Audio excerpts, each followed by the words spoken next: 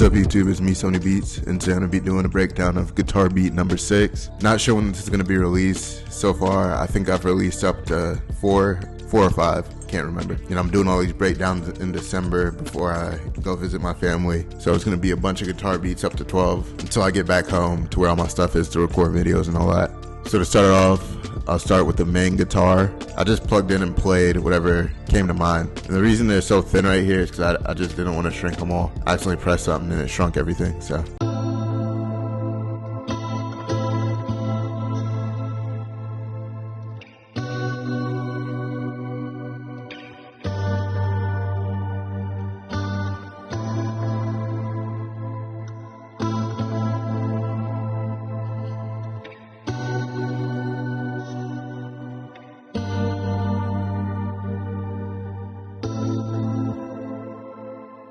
So that's the base of everything, the main component. Underneath that, I played this.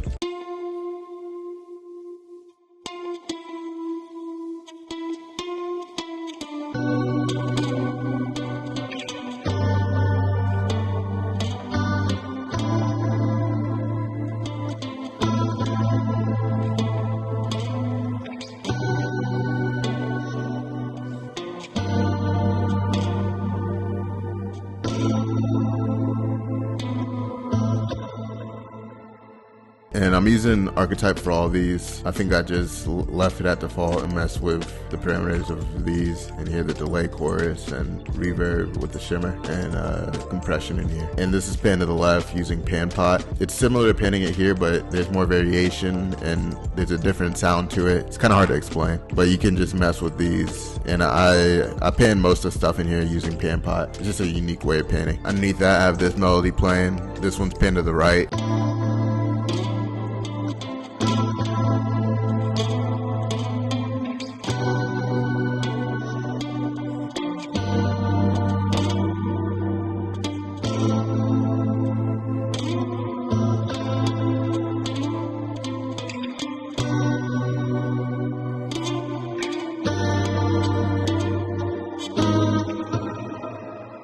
Next, I added this. I'm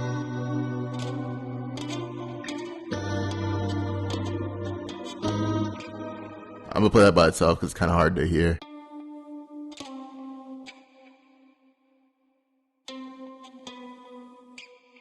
Honestly, I could have left that out and people probably wouldn't have noticed, but it's in there. Underneath that, I have this playing.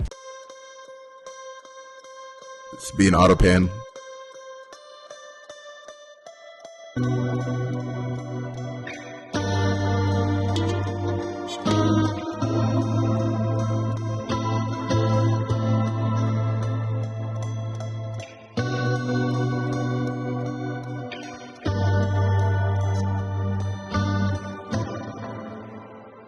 Pretty simple, it just kind of adds intensity. Next, I added this.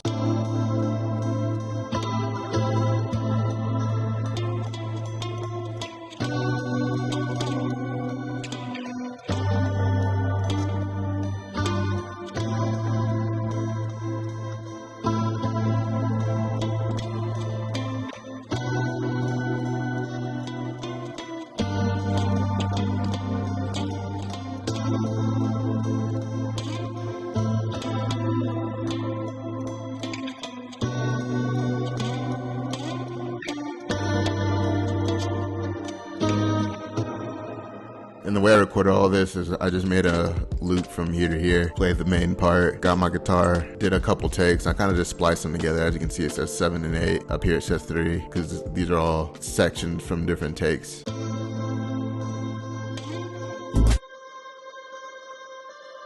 Yeah, and this one right here is doing pretty much the same thing, except it has reverb on it to make it a little more ambient, and it makes it sound like it's just getting louder. And that's pretty much it for all the guitar. I'll play part of this melody too. It's the same melody as over here.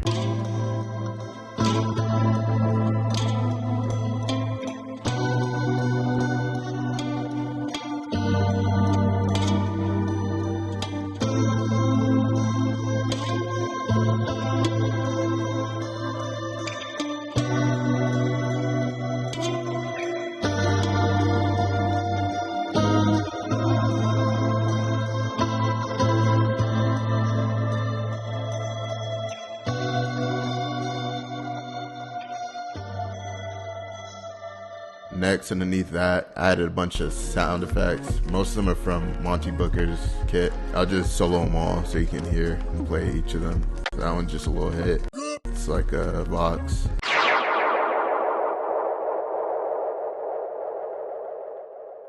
A laser. Sounds like a phone chirp. Record scratch. Next, I added some chords from Lounge Lizard.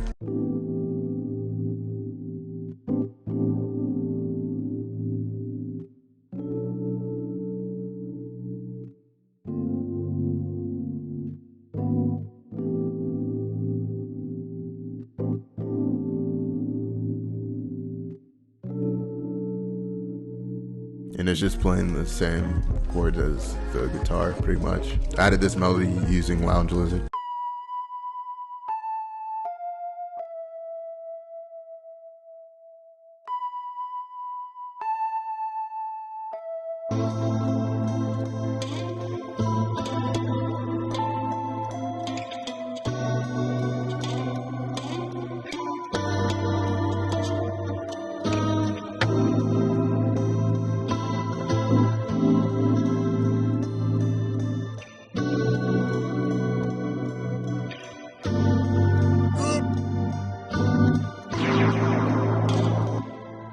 The final thing I added is this from Augmented Voices.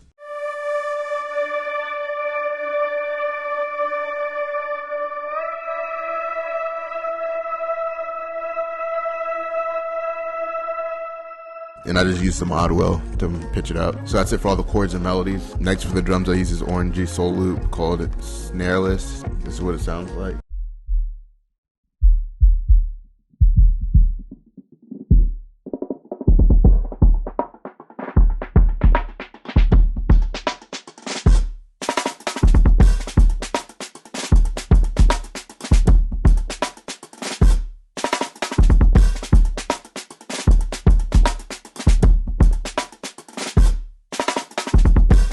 I just felt like this fit really well. It's called Snareless because there's a bunch of snares in it, and it's oxymoron. Pretty sure that's what oxymoron means. And then for the bass, I use Diva. This is my new favorite bass sound, the bass sub-tri. I've been using it a lot lately. I think it's just a triangle wave.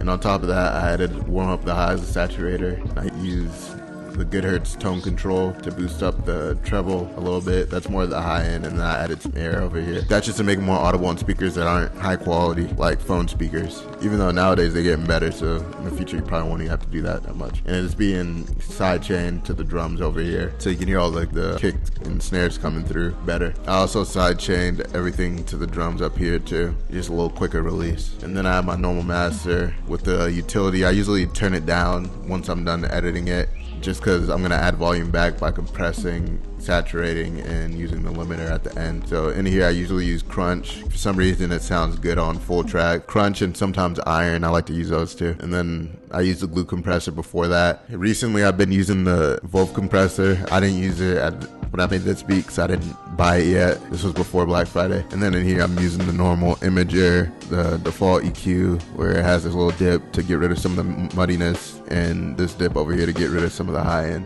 I never really mess with this because most of the time I cut most of the low end in here anyway on everything but the bass, so I usually don't do overall EQ. In here I usually drag this down to make the bass mono, and depending on the track I'll add some more variation or width in the mid highs and the highs. And then here's where I do the limiting. Recently I found out that you're supposed to turn this on, and on Spotify they want the ceiling to be, or the true peak to be 1 dB. So in my beats from since December 10th, forward, I'm going to be dragging this down to 1 and then putting the threshold after that to make everything at the quality that people listen to on Spotify, because Spotify is the biggest streaming platform. That's the volume people are used to listening at. So I'm going to start implementing that in my future beats. So I've been doing it wrong this whole time. And recently I've been using IRC LL, but you can just go through here and click on the one you want. Alright, so that's it for this beat breakdown. I'll leave a link to the full beat somewhere in this video.